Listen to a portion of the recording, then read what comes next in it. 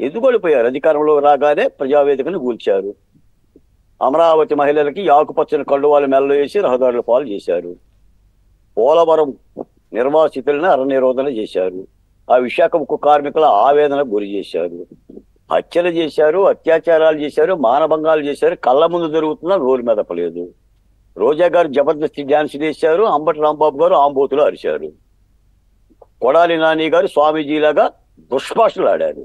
ఒక సామాజిక వర్గాన్ని రాష్ట్రం నుంచి వెళ్ళగొట్టాలని చెప్పి దుర్మార్గంగా చెట్టును గినక అదే గొడ్డలు పెట్టిన కర్రతో నరికినట్టుగా ప్రయోగించాడు. ఏమవుతుంది? అందరం రహదారుల పాలయ్యాం. ఉద్యోగాలు మరి ఇవన్నీ కూడా వెలుగులోకి వస్తున్నాయి. ఇప్పుడు మీరు చెప్పినవన్నీ అయిపోయినాయి, ప్రజలు తీర్పు చెప్పారు, తోలొలిశారు. ఇప్పుడు ఏంటి? ఇప్పుడు ఏంటంటే మేడం, ఏ రాష్ట్రంలోనైనా 2 చక్రాలే ఉంటుంది, అభివృద్ధి, సంక్షేమం. ఇప్పుడు కూటమి పార్టీ మీద ఉన్న ప్రధానమైన బాధ్యత అభివృద్ధి, సంక్షేమంతో పాటు 5 ఏళ్ల విధ్వంస పరిపాలన మీద సత్వరం దర్యాప్తు జరగాలి. ఓకే.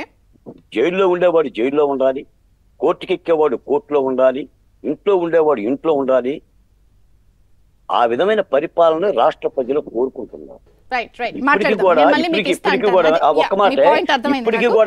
ఇప్పటికీ కొంతమంది బరి తెగించి మాట్లాడుతుంటే వాళ్ళ నోటికి తాళా వేయగలరు. అలా తాళా లేకోకుండా ఉన్నంత కాలం ప్రభుత్వం అచేతనంగా ఉన్నట్టే ఉంటుంది తప్ప ఉదార స్వభావం పనికిరనేది మాలాంటి భావన. చట్టం తన పని తాను చేస్తే చాలు, చట్ట వ్యతిరేకంగా చేయనక్కర్లా. అంకంరావు గారు, మీతో మాట్లాడి నేను పార్టీస్ వర్షన్ తీసుకుంటాను.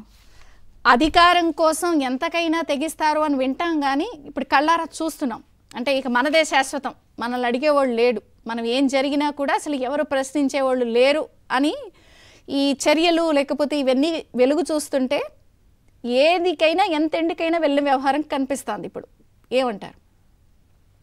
విజయచంద్ర గారు, మీకు ఏబీఎన్ ఆంధ్రజ్యోతి యాజమాన్యానికి, పోతుల బాలకోటయ్య గారికి, కనపర్తి శ్రీనివాసరావు గారికి, నాకు ఆత్మీయుడు జయప్రకాష్ నారాయణకి, అందరికి కూడా ముందుగా నమస్సుమాంజలి, శుభోదయం.